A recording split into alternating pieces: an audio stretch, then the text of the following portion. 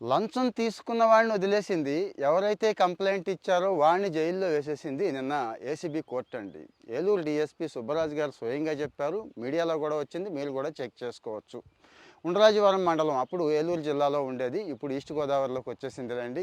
ఇక్కడ ప్రకాశ్‌రావు గారని చెప్పి ఒక ఏఈ, హౌసింగ్ ఏఈ బిల్స్ ఇవ్వాలి కదండీ! హౌసింగ్ బిల్స్ దశల వారీగా ఇవ్వాలి కదా! ఇవ్వలేదు అని చెప్పి గణేష్ అని చెప్పి ఒకతను అప్పట్లో కంప్లెయింట్ చేశాడండి. ఇప్పుడు కాదు, చాన్నాళ్ళు అయిపోతుంది.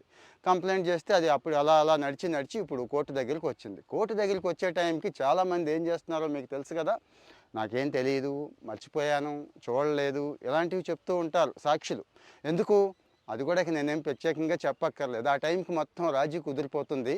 న్యాయాన్ని అన్యాయంగాను, అన్యాయాన్ని న్యాయంగాను మార్చేద్దాం. ఏం పర్వాలేదు, కోర్టులేమీ అనుకోవు, సామాన్యుడి జోలికి ఏమీ రావు అని ఒక ప్రగాఢమైన నమ్మకం మన వాళ్ళకి. నిన్న జరిగింది ఏంటంటే ఆ న్యాయమూర్తి గారు చిరాకు వచ్చిందండి. అప్పట్లో కంప్లైంట్ ఇచ్చాడు. ఆ కంప్లైంట్ని బేస్ చేసుకొని ఏసీబీ డీఎస్పీ గారు రైడ్ చేశారు. రైడ్ చేసినప్పుడు రెడ్ హ్యాండెడ్గా దొరికిపోయాడు. దొరికినప్పుడు ఏం చేస్తారో తెలుసు కదా, రిమాండ్ పెట్టారు.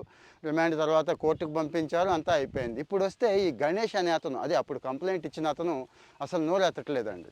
అస్సలు నోరెత్తట్లేదు, సాక్ష్యం చెప్పట్లేదు.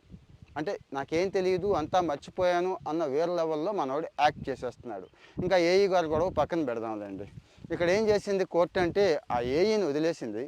అంటే అన్నీ ఉన్నాయి, బిల్డ్ అయి ఉన్నాయి సాక్ష్యాలు. వీడే కంప్లైంట్ ఇచ్చాడు, వీడే డబ్బులు ఇచ్చాడు, అప్పుడు రెడ్ హ్యాండెడ్గా పట్టుకున్నారు కదా, వీడికి జైలు శిక్ష వేసిందండి. జరిమానా అండ్ జైలు శిక్ష ఎవరికి? కంప్లైంట్ ఇచ్చిన వాళ్ళకి వేసింది. సో న్యాయాన్ని కాపాడడం కోర్టుల బాధ్యత ఒకటే కాదండి. కోర్టుల బాధ్యత ఒకటే కాదు, సామాన్యుడి బాధ్యత కూడా. అలాగే ఇక దొంగ సాక్ష్యాలు చెప్పేవాళ్ళు వీళ్ళు ఈ మధ్య చాలామంది తయారయ్యారు. వాళ్ళకు కూడా ఇలాంటి పనిష్మెంట్ వేస్తే బాగున్ను అనిపిస్తూ ఉంటుందండి నా మటుకు, నాకైతే. సో ఇలాంటి తీర్పులు ఎందుకు మనం కోర్టు చేసుకుంటున్నాం ప్రత్యేకంగా అంటే, న్యాయాన్ని బతికించడానికి మనం కూడా మన వంతు పాత్రని పోషించాల్సిన అవసరం ఉందండి. అంతే తప్పించి మన స్వార్థం కోసం, ఆ రోజు మన జరుగుబాటు కోసం మనం రాజీ పడిపోవడం ఆలోచించండి ఒక్కసారి. మొత్తం వ్యవస్థని నాశనం చేసేస్తుంది, కూల్చేస్తుందండి.